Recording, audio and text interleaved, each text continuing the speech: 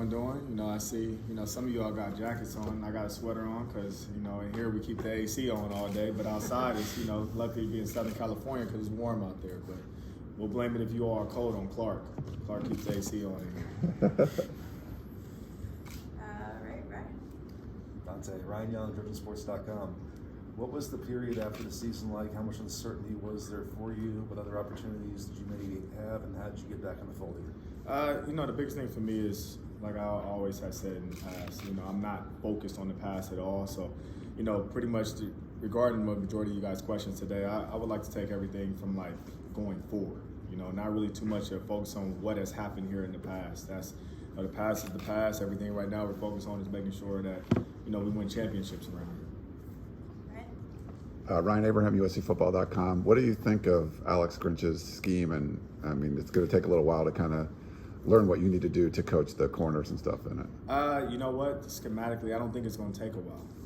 And that's the truth, because one thing that, you guys got a chance to talk, to Coach Grinch, is everything is about being simple, right? It's being simple for us as defensive coaches and defensive players, but yet extremely hard for the offense to handle.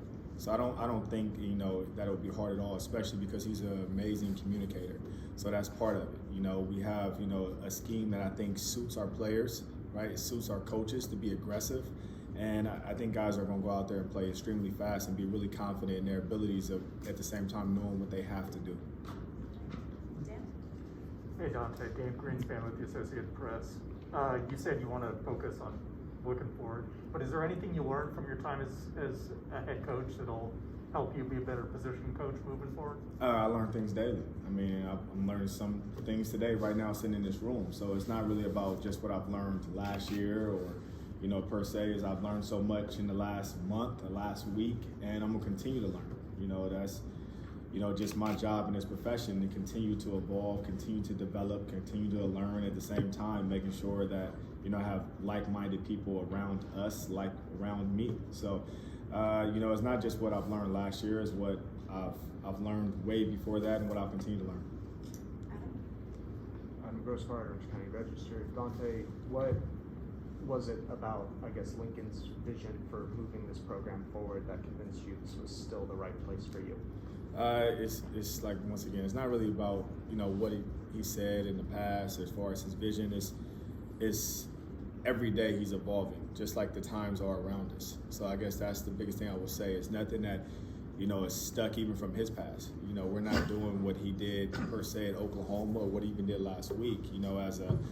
As the head coach, you can see his vision, and it's constantly changing to evolve with the time. So when you have someone around you that's extremely smart, that's done it before, like in the past, and done it at a great high level, I'm sure he'll continue to do that because of the way that, he works as a person. I thought you raised your hand. Did you not? What's that? Did you raise your hand? Ackerman and Ruby. You've now been a part of two different staffs here. What's changed the most, given from that you've been a part of the two staffs? What do you think has changed the most? I can't say what's changed the most, but I could just talk about what we're doing right now. What we're doing right now is making sure, like you say, you have to have a great relationship with these players. So, all these coaches have came in here and they're making sure that they're building, the proper relationship with the players we already have on this team. At the same time, like I say, it's constantly changing in college football right now. You have things like the transfer portal, right? So right now you can see that we're building relationships, right, with the guys that's on this team, but yet we're constantly recruiting, right? We're constantly evolving, we're constantly doing everything possible to make sure that we're winning national championships around here. Hey, Donte, anybody from the Athletic. Do you feel like there's a different energy about USC on the recruiting trail now with this new staff, or do you feel like kids are more receptive? I wouldn't say it's a different energy on the trail. All I can talk about is like the people on the staff, the energy that they bring to the profession every day. And, this is a crazy thing. The moment that you start looking at this as a job, you will start failing, right? This is not a job, because a job, you go ahead and you punch in maybe from 8 to 5, right? This particular thing is 24 hours a day, because you have players on this team that something may come up or somebody may get sick at 2 o'clock in the morning. You have to be available, right? At the same time, like I said, we're recruiting guys on the East Coast, we're recruiting guys, the Midwest, and Mountain Time and everywhere else. So when you're doing that, you have to always be available. If a guy on the East Coast is free at 7 a.m. in the morning, well, you better be free at 4 o'clock your time Pacific, right? So it's the energy that the guys bring, and at the same time, the want to be here, right? If you have a want to be here, you're going to do everything possible to make sure you succeed where you're at. Eric? Eric McKinney with WeAreSC.com. You lose a lot of kind of veteran playing time, corner and safety from last year. What's kind of the message to the guys, the new guys coming in and the returners? I mean, that's great, to be honest, because at the same time, a place like USC is supposed to be like that. You're supposed to come here and get your degree, at the same time move on to the next level, right? But the biggest thing right now is that everybody is going to get a chance to compete, because there's no favorites for a particular role or a particular job. I mean, they're all going to go out there and they're competing for a role, competing for a job. I mean, you look at all 5 spots in the secondary, it's not a starter that returns. So with it not being a starter that returns, the competition level will be extremely high, and that's what you want, because you want practice to feel like the game. And that's what those guys are going to do. Everything is going to be evaluated, everything is going to be graded, and that's not just what they do on the field, but that's also what they do off the field. And that's what you want. I mean, competition brings out the best in everyone. Donte, could you talk about the recruitment process of Damani Jackson, just the, in the fold and out of it, and what that was like to get him back and to come to USC? Well, Damani's a different kind of guy when it comes to recruiting. Like, I've never felt so close to a particular person, right? Just because he's been a high-level player for so long, right? So it's constantly, like younger, you try to recruit him through his coach just to make sure that he hits you up. And as he gets older, you get chances to where you could constantly text him or talk to him every day. So when you have someone that, you constantly recruit on a daily basis, right, multiple times a day, it's a little different and surreal when now all of a sudden they're in the building every day and you actually could get a chance to see him grow as a person, as a player. So I'm extremely just lucky, I guess, with everyone in the building, because we all had something to do with that. It wasn't just me, it was a lot of people that, pretty much pulled Damani back here to being a Trojan. This is always where his heart was, this is where he wanted to be, so it's good to see all those things come into place. Building up those last 2 questions, how ready is a guy like Damani to compete for a role right away? And what can you say about Makai and Latrell, the guys you brought in there? Well, Damani, right now he's still recovering from an injury, so you can't say, where he's at for a role. Like I say, all these guys are competing. I don't care if he was a 5-star, if he was a 0-star. The best player at that particular time is the guy that's going to play. That's always been a message, and that, won't change. You look at somebody like Makai, no one, you take pretty much our whole secondary and add up starts, probably, in this league, and Makai probably still has more than everyone combined. So he definitely brings on a leadership type of role. He was a team captain at Colorado. So you're going to get those particular things out of him. At the same time, this is what he wants. This is a player that came here to make sure he's developed to move on to the NFL. And if you're trying to get developed to move to the NFL, you have to get used to competing.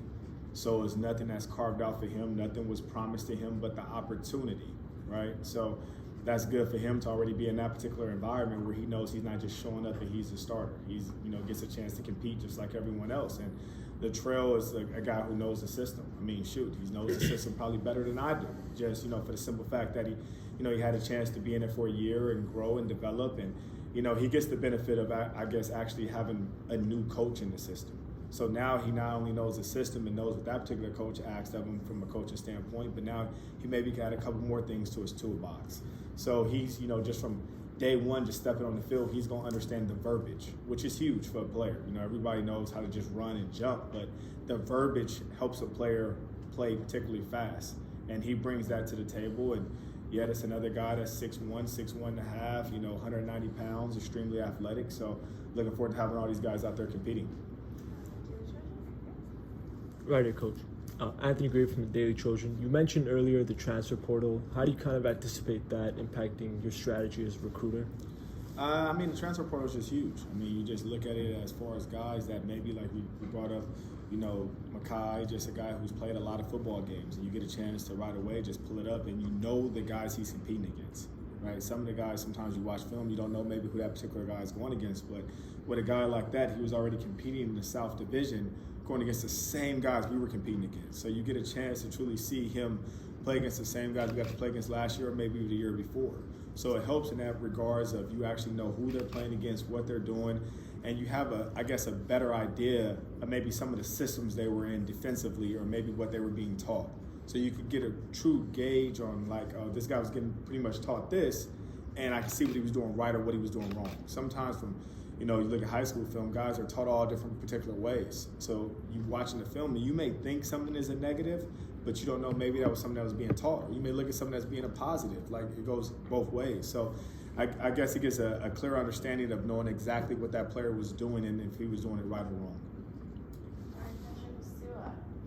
Coach, so Craig, you just made a broadcast. You mentioned Damani Jackson earlier, and I know he's recovering currently, but when he gets back, is that somebody you see that can be the Donte Jackson type, where not only is he a defensive player, but somebody that can play especially sometimes on offense? Well, this better than all of us, right? Just in this particular game nowadays, if you play DB, you better be able to make plays on special teams, right? And part of the thing I think that hurt us a little bit, and when you lack depth, guys aren't able to play on special teams, right? But when you have depth, just from a competing standpoint, guys are able to go out there and compete on special teams to where it raises, right, our level of play on those particular units. You can win on offense, can win on defense, but yet that's still only 2/3 of the game, right? Special teams is actually a true 1/3 of the game. So, the more depth that you have as far as quality guys that can go out there and perform and play, and if you got guys kind of splitting some time or playing, not 90 plays a game on defense, but they're actually probably playing 55 or 60, now you can get some more of those plays back on special teams where it only ups the ante and raises the bar. So I look forward to all those guys actually being a chance to be able to compete, for a particular role on special teams also.